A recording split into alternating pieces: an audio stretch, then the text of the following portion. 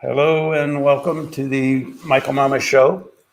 I'm your host, Michael Mamas, and we're coming to you from Mount Soma, home of the Sri Someshwara Temple in the mountains of Western North Carolina. Um, I guess before we get started, let all of you know that, I've been talking about that solid gold linga, and we've raised enough funds for the linga. So as soon as Punaji can get away, he's going to go meet with the goldsmiths, the artisans, uh, make sure all the proportions are just exactly right, and then we'll have the linga made. Uh, from what I've heard, there are other people that are interested in getting involved, and just haven't had a time to, log on and get it done. And if you're still interested in doing that, then you can. The more the merrier. And if more people get involved, it'll just be a bigger linga. And if a whole bunch more people get involved, then instead of just the linga being solid gold, the yoni, the holder, if you will, for the linga would be solid gold too, which would even be more powerful. But it's not necessary. We're good. But, from my side, it's funny. I noticed that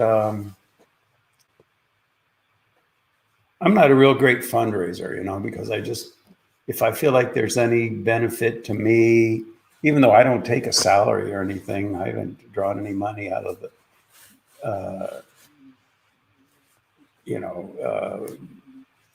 community center, any of the not-for-profits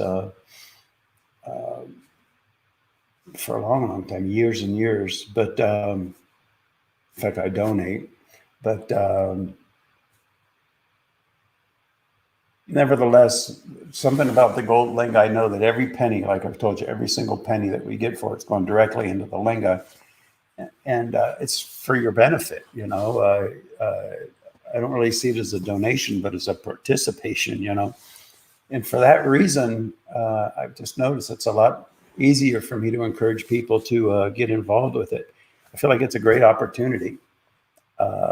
These ceremonies for the gold linga are going to be done. The plan is to do them in perpetuity, and everybody who participates is going to get benefit from that in perpetuity. And an interesting conversation with Punaji, what was it, day before yesterday, I think. And we were talking about, because there are different kind of lingas. You can have a linga made out of granite. And most often you'll see granite lingas in temples because, people go there and it's for the people to come. And what granite does is it takes any kind of negative karma or anything and it dissolves it, kind of just puts it into the earth and neutralizes it. And the other lingas, crystal linga, mercury linga, they're kind of similar. They're all of the earth, so to speak, and kind of a little different, but have sort of similar values. Whereas the solid gold linga is unique in that it radiates, prosperity, abundance, fullness of life. A lot of people think Lakshmi value is money, but it's a lot more than that. It's prosperity on all levels. It can be compared to a day like today, just a beautiful sunny sky, white puffy clouds, flowers blooming, lush grass, everything,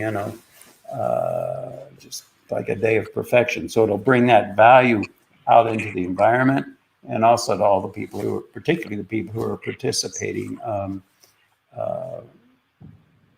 in getting the gold linga and being a part of the whole thing.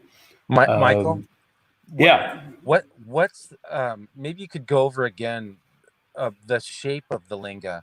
What Yeah, is that's a it good about the question. shape? What is it about that shape? Because a Yeah. lot of people go, okay, how does this, how is this possible that it's going to do something like that? And I know, anyway, shape. Yeah. The shape of the thing, it's egg shaped. And it's interesting that a number of different religions or whatever, ancient scriptures and things refer to the shape of the universe as egg shaped. Now, and so the linga is egg-shaped. It's in Vedic traditions called the Hiranyagarbha. That's the shape of the universe. And there's a sutra that we teach where you actually do a Patanjali's Yoga Sutras, and one of them that's on the moon, you actually see the shape of the universe.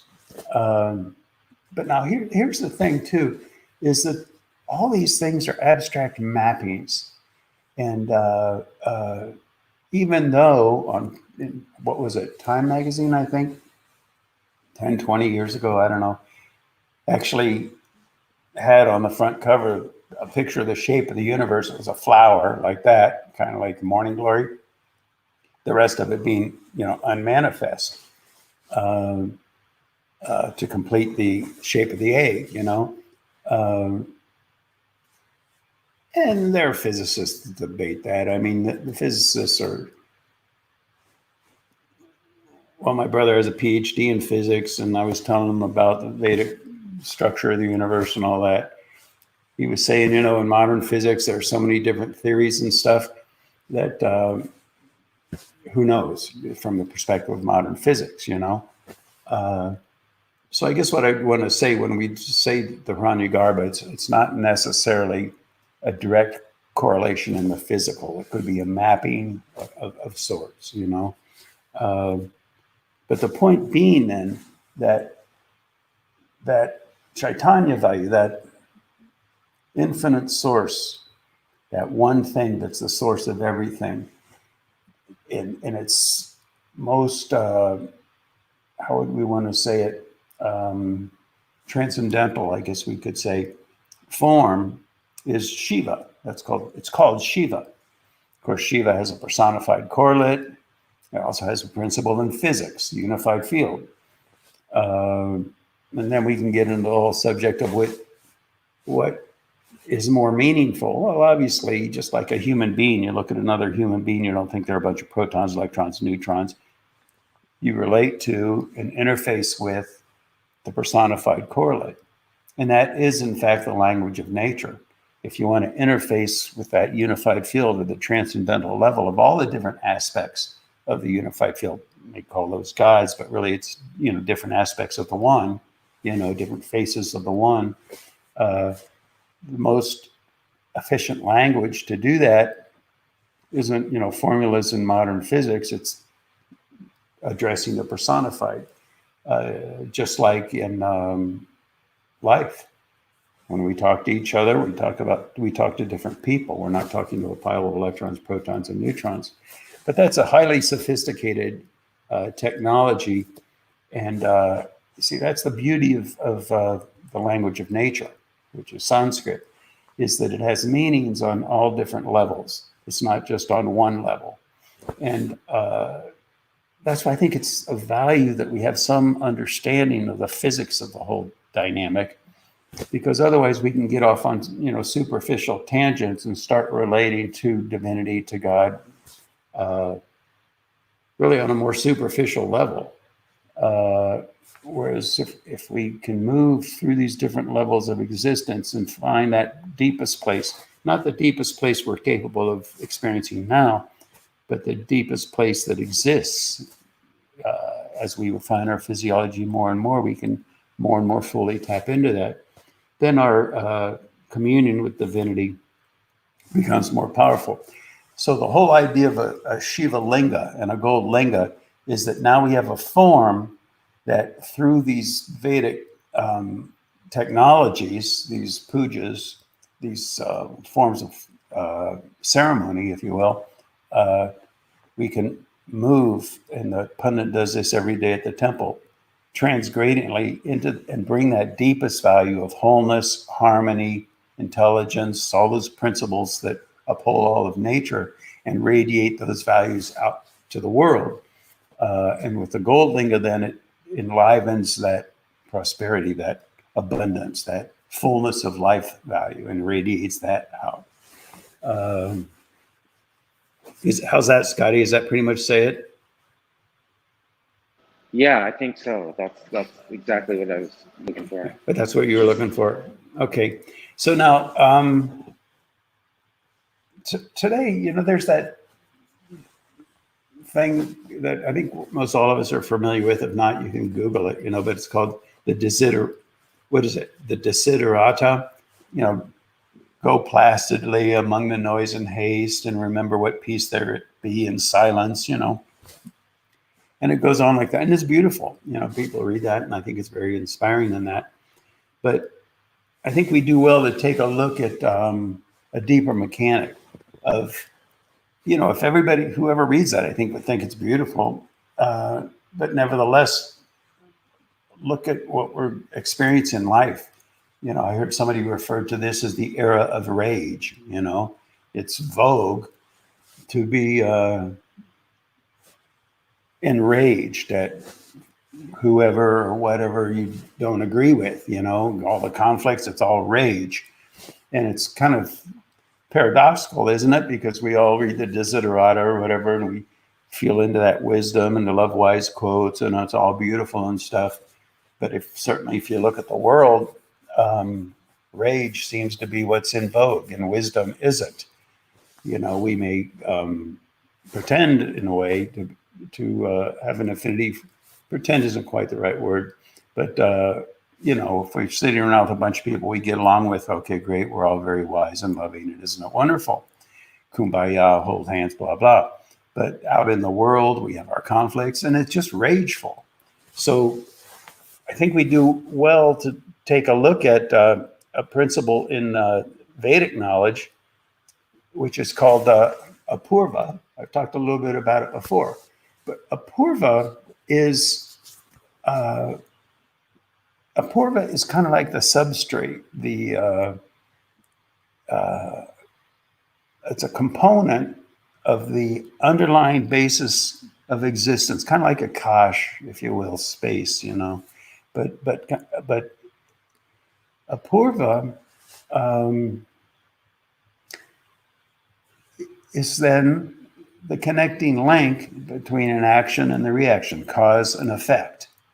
And you can read about Apurva in the Vedic literature, and it's interesting because you see, the Vedic literature, again, the language of nature exists transgradiently on all these different levels of existence. And so, depending on what level you pick it up on, or in the case of Vedic literature, how you translate it, depends on what level you pick it up on. And oftentimes then in the Vedic literature, when you talk about Apurva, they're talking about the art of ceremony, the art of how a ceremony is to be performed, and thereby what the effect is, what the influence you're generating is. But the connecting link between that action and the effect all goes through this substrate, this medium called Apurva. So it's kind of like the cosmic glue that connects karmas, action, reaction, interaction, you see? And everything in nature cycles. The sun rises, the sun sets, even the electron pulsates, And like that, we have the annual cycles, yearly, monthly with the moon, and we have longer cycles with like the yugas that we talked about in the past, these huge long ages, everything is cycling. And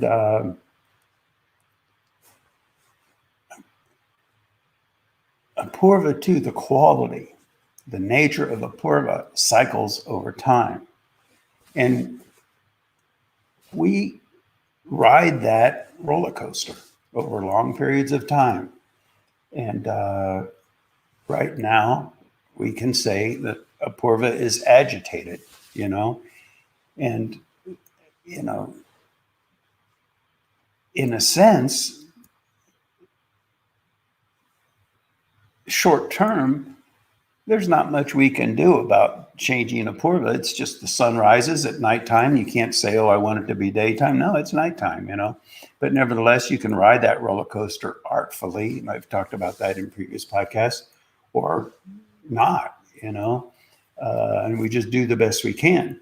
But what's happening now, and we talk about how this enlightened age is coming, there's this transition coming in the quality of Apurva, so that things will become just naturally more harmonious. And they call that we're entering a golden age, a Sat Yuga, a brief period of Sat Yuga, right in the midst of the chaos of Kali Yuga. You see, and right now, I know it's hard for a lot of people. People write in, and they're telling me a lot of people are having a hard time because, as I said, in that phase transition period, the turbulence becomes even greater. And all you have to do, if you can stomach it, is turn on the news. And it's like, oh my goodness, the conflict, nationally, internationally, interpersonally, racially, I mean, on every level, in every way, it seems. The Apurva is agitated, but it is getting better. And the thing is, it is going to change. The sun will rise, period. There's nothing we're going to be able to do about that, and that's a good thing. But the question becomes, how do we ride that wave? How is it going to affect humanity? And that we can do a lot about. And that, I think, this gold linga, for example, or the ceremonies that Pandit does every day in the temple, that Panditji does every day in the temple, all those things, what they do is they help the phase transition to be more comfortable. The idea is that the way things were going, this goes back, a number of decades, the way things were going, it was going to end up in like an Armageddon. And, I mean, if you're into this stuff, Nostradamus predicted that Armageddon, and a lot of scriptures and different people through time have said, oh, Armageddon is coming. But by virtue of what's being done, what's been done, yes, the transition will happen, but it can happen more smoothly. It doesn't have to be an Armageddon. And it appears now that it's not going to be. But it's still, you can see just by watching the news, it is rough, Now there's another principle in nature that I thought we'd bring up, another aspect of, another face of the unified field, and that's Durga. Durga is Ma Durga, Mother Durga, and she's often depicted as kind of like all these arms and weapons and slaying demons and things like that. And so, you can get the idea that she's vicious, But the thing is, what that represents is that she annihilates negativity. She annihilates oblivion. She annihilates the Rakshasa value that dwells within people. See, Rakshasa means like, bad guys, demons, or whatever. And so, so from the perspective of the negative aspect within people, then she's vicious. But from the greater perspective, from the good within us, she's all loving and all comforting.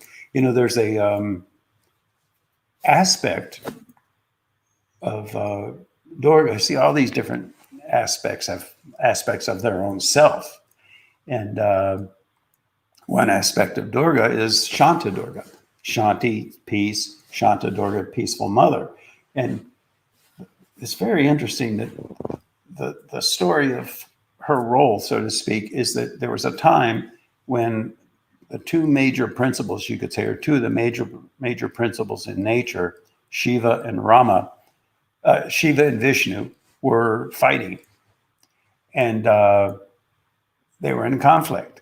And so, that can have ripples through Apurva, disruptiveness in nature itself, conflict, cause and effect, agitated. And so what happened is Shanta Durga in the form of peaceful mother, came and took Shiva and Vishnu by the hand and brought balance, kind of calm down, you guys, and brought balance back to the universe. And I guess you could say that's sort of what's going on now, because these principles in nature are omnipresent at every point in creation eternally. And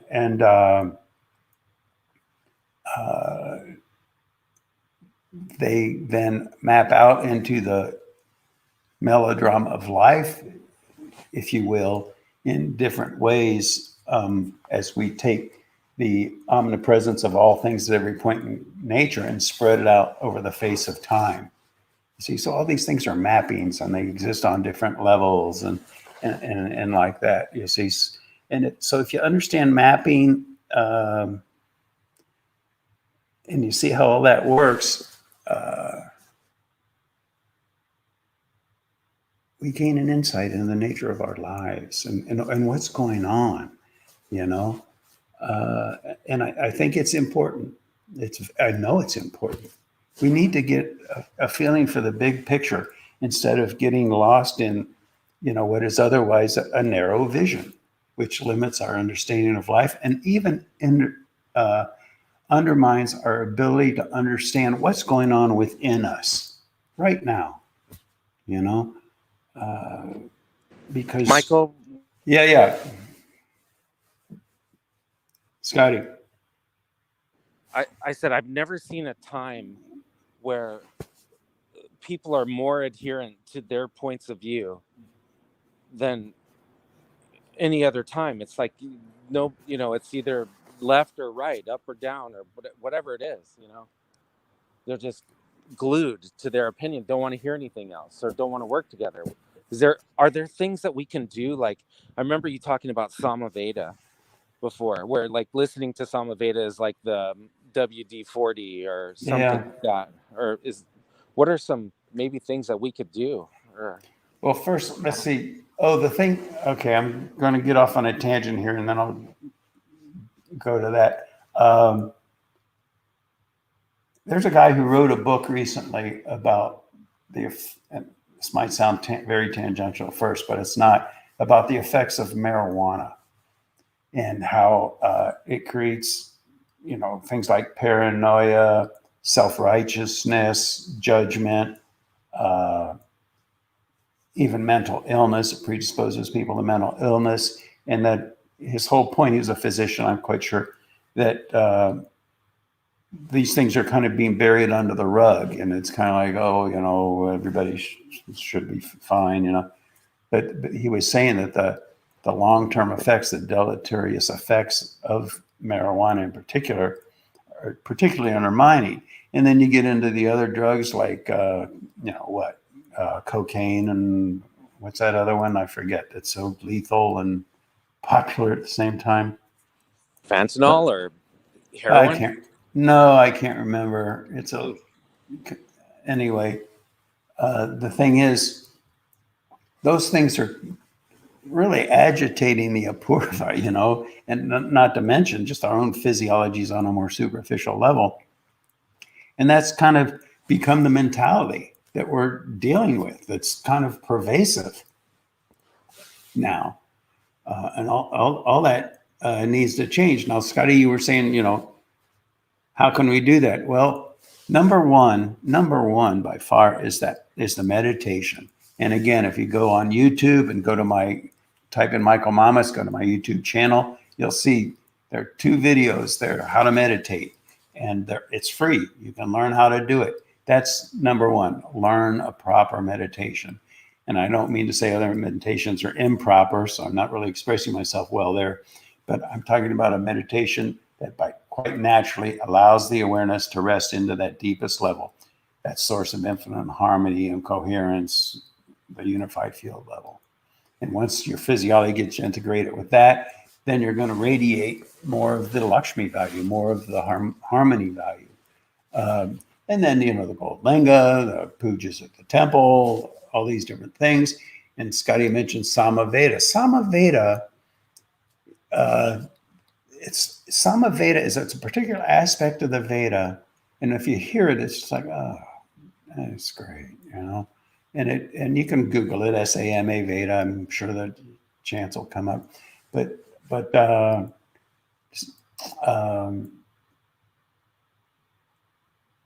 by listening to it, it's like Scotty was saying, it's like WD-40 for the physiology.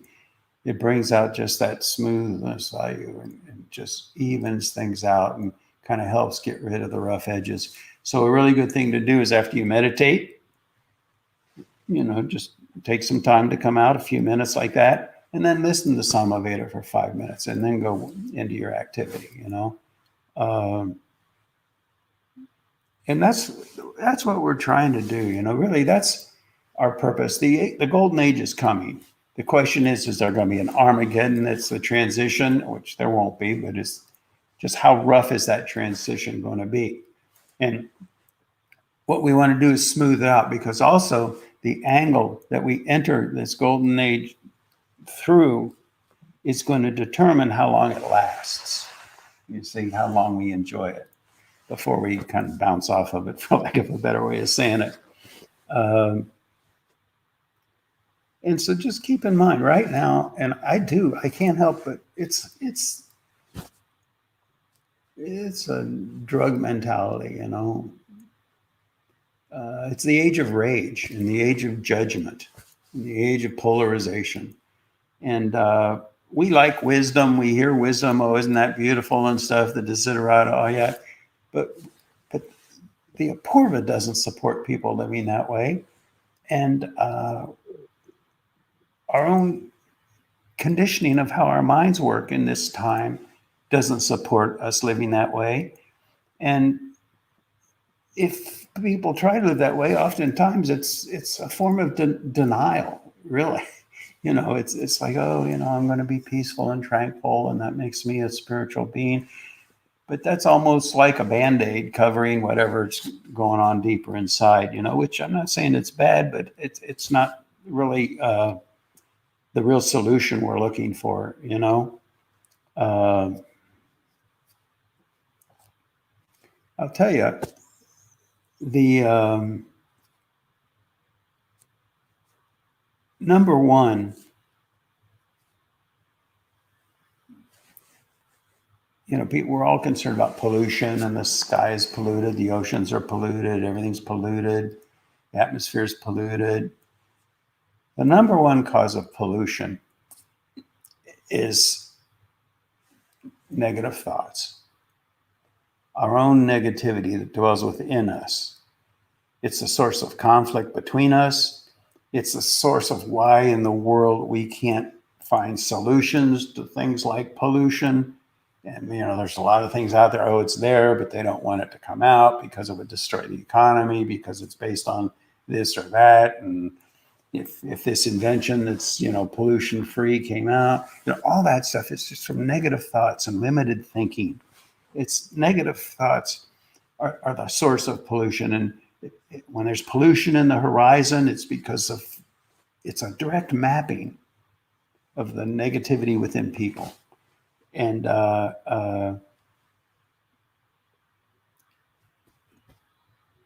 you know, even this whole thing with racism, that's all confused, you know, because it's almost like it seems like people are striving for the solution to racism to be homogeneity, everybody the same, you know. What are they talking about? One religion, one culture, one thought, one belief system, one world. I don't agree with that, you know. I rejoice at the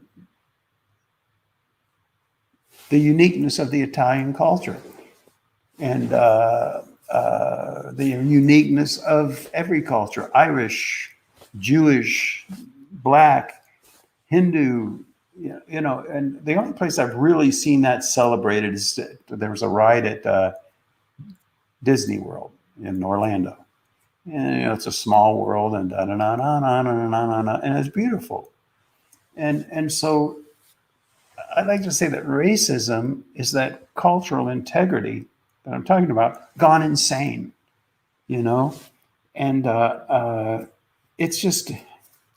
it's not going to happen, because cultural integrity maintains the culture and integrity of the people.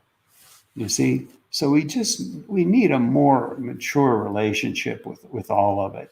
And so many of the problems we're having, particularly when we get into different ethnic groups and the conflicts between them, it's just not. It's got to be understood that there are different cultures, and we have to honor them and bring out the divinity that dwells at the depth of each culture. And I like to say, there's this thing in Vedic, everything is a mandala, it's a circle, and there's a high end, we could say, to the mandala, and a low end of the mandala of cultures. And every culture has a high end, just the beauty of that culture, the uniqueness of the beauty of that culture, and then a low end, And I think we tend, when we're judgmental of other cultures, to think of just the low end, which is a shame.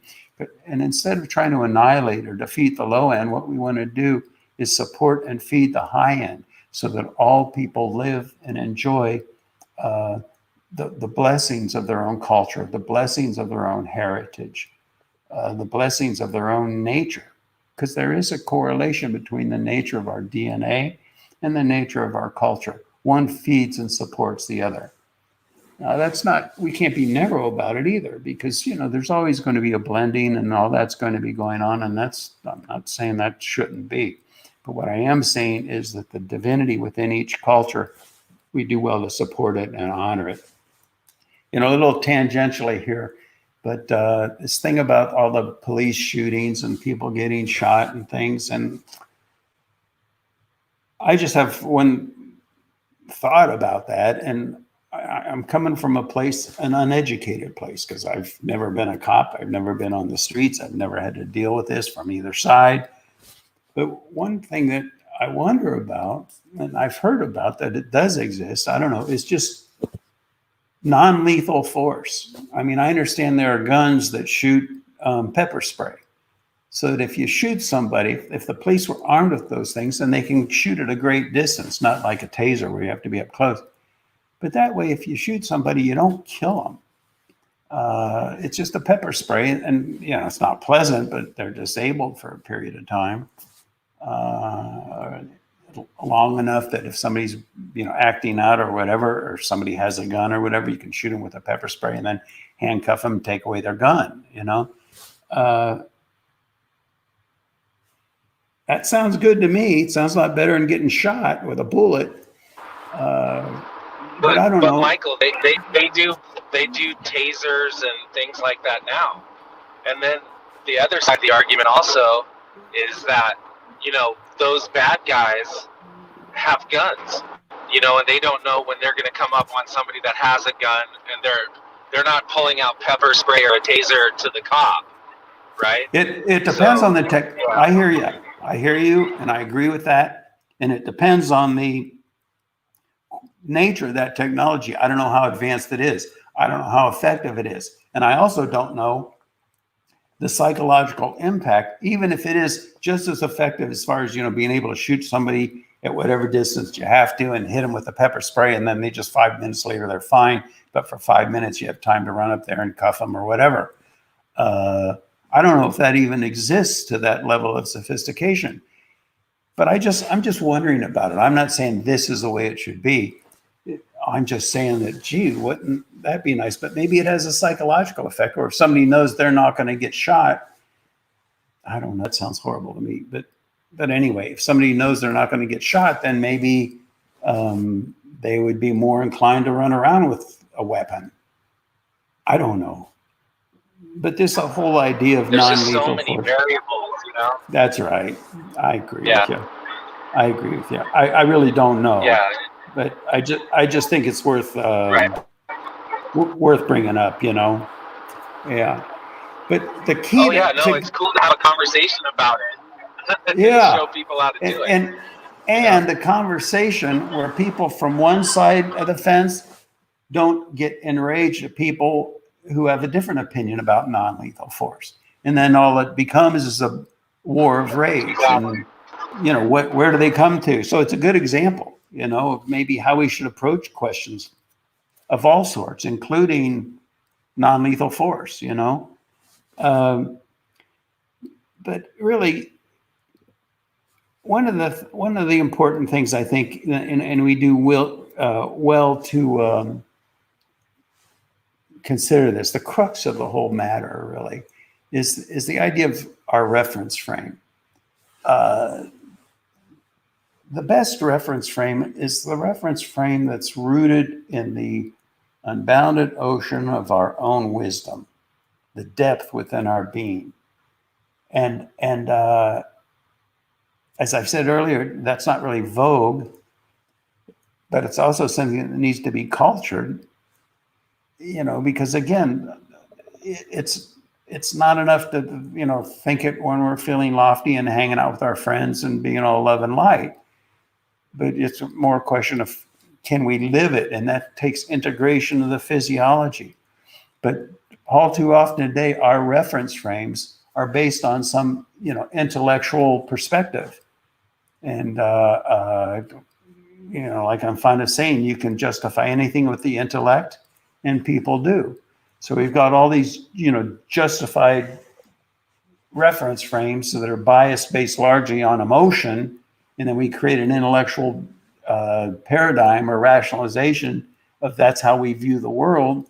And it's not really rooted in the one thing that's the source of everything. And we even take ideas like, God and God is good and God is love and God is light and all this stuff.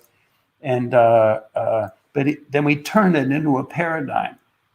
So really bringing the light of life, the light of God, the light of divinity to the world isn't about clinging to some mental paradigm. It's really about cultivation of our awareness, cultivation of our being, evolution of our physiology. And I don't mean physical physiology, I mean psychophysiology, how our mind works, how our soul wells up through our being, like that. And that's really what it's all about.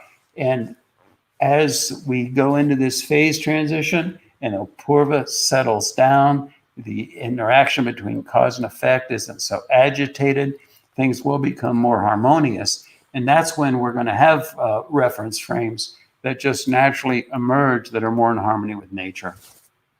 And I think really I hope you're understanding I hope you're understanding what I'm saying here, because if we can lean in that direction, it'll help bring it forth. Scotty, what were you saying? Scotty? No, what I'm saying is that, it seems like, yeah, I'm here. Can you hear me? Yeah, go ahead. Can you hear me? Yes, sir. Scotty's on the road. He's traveling. Can you hear me? Yeah, I hear you. Yeah. Can you hear me or no? Yes. Go ahead. Okay. No, I was just saying, it seems like we need to clean our physiologies and all of these problems will go away. Once we just, as people, start to raise the level of everybody's consciousness. That's right. Everybody's, That's right. All this stuff goes away. So yeah. You can look at it like that. Like the awareness is cluttered. Sometimes I've talked about we're all into dental hygiene. We all brush our teeth every day. We couldn't imagine not doing that. But where's the mental hygiene? Where's the psychophysiological hygiene, cleaning? And you can look at that two different ways. Are we removing the dirt or are we enlivening the divinity? Well, one facilitates the other,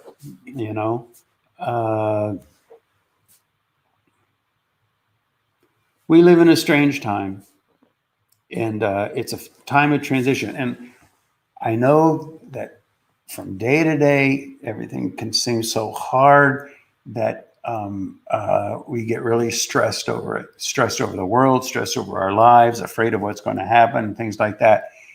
And I understand that it can really be challenging for people to say, oh, okay, this is the phase transition. You can hear it, but there's going to be at some level. They say, are we really going to get through this? When you're shooting the rapids and you don't know how far downstream those rapids will continue to be, or if they'll ever end, people might feel. I understand that it's challenging, but I think at the same time, the phase transition is happening. These things were predicted 5,000 years ago by Lord Krishna, and if you look at the Jyotish, if you look at the numerology, it's all saying the same thing. So, just hang in there, and things are going to get good. Things are going to get better. And there's going to be negativity. There's going to be anger. You know, they say that there's good and bad in everybody. And we can choose whether or not we want to align with the bad or align with the good. And this is a time where, you know, let's do our best to align with the good, hang in there, and to the extent that you can, you know, embrace it, just know that a golden age is coming, and you want to be around to enjoy it, you know, and so just hang in there, and it's all going to be fine. It's all going to be more than fine. Okay, that's about it for now. Thanks for listening. And Scotty, anything else? Yeah, No, not we're for good. now. All right. Thank you, Scotty. Thanks, everybody. We'll talk to you next week. Thanks.